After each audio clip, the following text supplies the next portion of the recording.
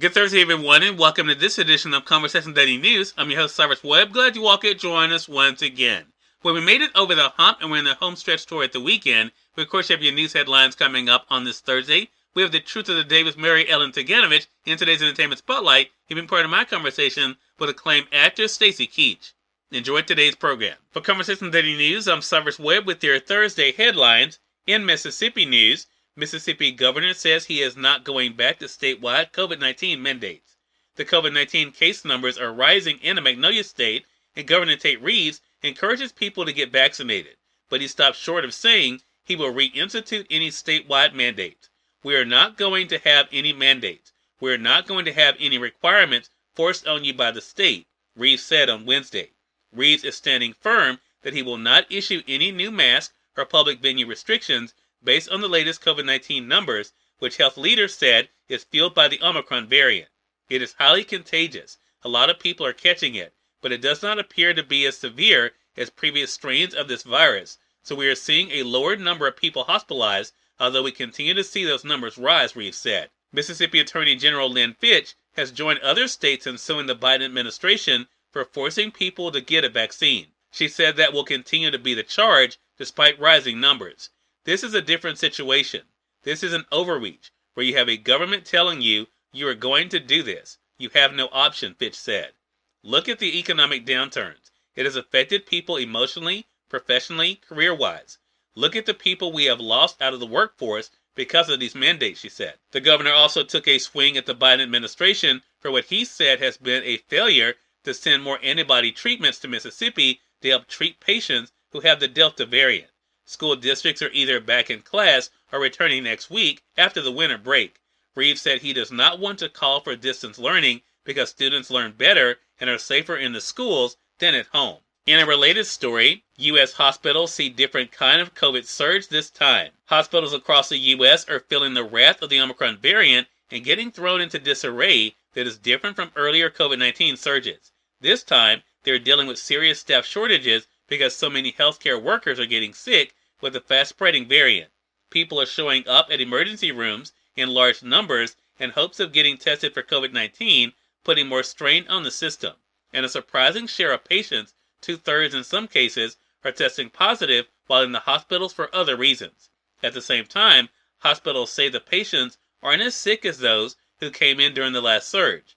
Intensive care units aren't as full, and ventilators aren't needed as much as they were before. About 85,000 Americans are in the hospital with COVID-19, just short of the Delta surge peak of about 94,000 in early September, according to the Centers for Disease Control and Prevention.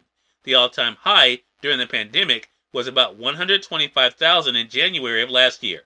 But the hospitalization numbers do not tell the whole story. Some cases in the official count include COVID-19 infections that weren't what put the patients in the hospital in the first place. The lack of symptoms show vaccines, boosters, and natural immunity from prior infections are working.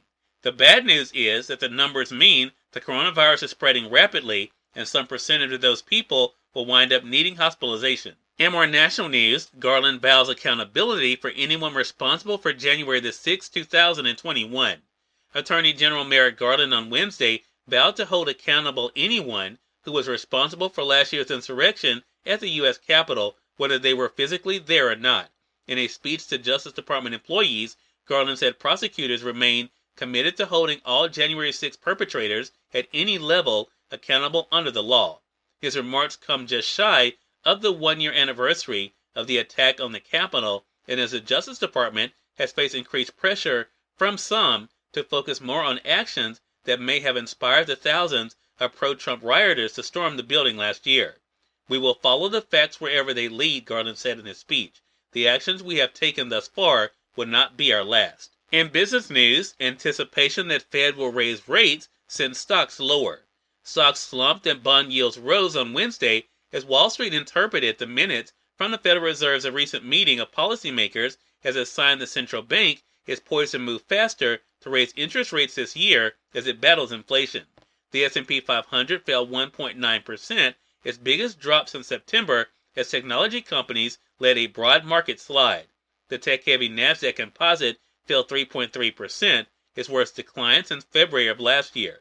The Dow Jones Industrial Average fell 1.1%, pulling back from the record high it set a day earlier. And finally, in entertainment news, Grammys postponed ceremony, citing Omicron variant risk.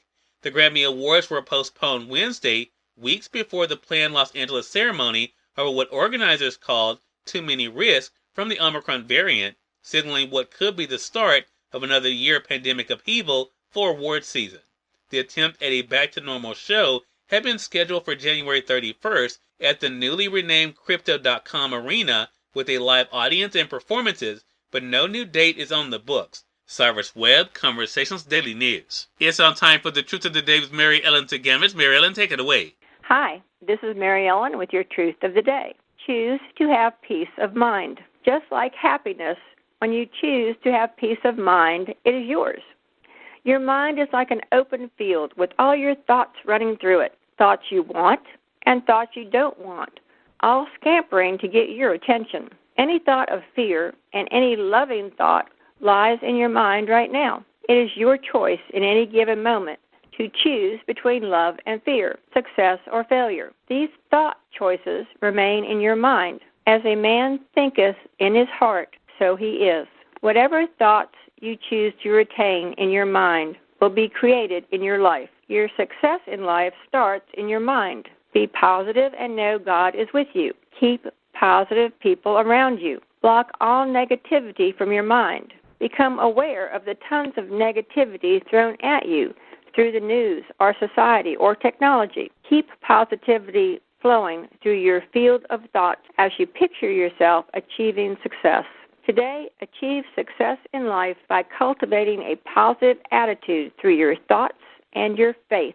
And remember, enjoy your day. We are part of my conversation coming up with acclaimed actor Stacy Keach in today's Entertainment Spotlight. Stay with us. You're listening to Conversation Daily News. For Conversation Daily News, I'm Cyrus Webb with Entertainment Spotlight. Acclaimed actor Stacy Keach joined me recently on Conversations Live, the radio show, to talk about his amazing career and the success of American Greed, now entering its 15th season. Here's a bit of our conversation. You've made such an impact in front of the camera, as you know, on television and film. What has it been like for you, though, to see the response to American Greed? Well, I've enjoyed doing American Greed. Thank you for the compliment. I appreciate it. American Greed, I love doing it because for me, it's a combination of entertainment, because I think our stories are very much, they're ripped right out of the headlines. They're crime stories, they're not genre thrillers. And it's also a public service, because we're telling people, be careful. If something sounds too good to be true, as in many of our stories, that was the situation. Be careful, watch out, it probably is too good to be true. Yeah. So I love doing the show for those reasons. I mean, it gives me a chance to explore the dark side of humanity, and also the good side, the upside. The people who are victimized are often very interesting and very charismatic people, as well as the investigators and, of course, the criminals themselves. Many times are fascinating individuals, even though they're sociopathic and they're criminals. Sometimes they're very, very interesting to watch. For example, next week we're going to be talking about Elizabeth Holmes, who is just in the news today and today. Cyrus Webb, Conversations Daily News. We thank you all for tuning in to this edition of Conversations Daily News. We'll have you guys on tomorrow to wrap up this week. Until then, I'm your host, Cyrus Webb, saying as always, enjoy your day, enjoy your life, enjoy your world. Thank you all for choosing Conversations Daily News today. Let's make today amazing. Take care.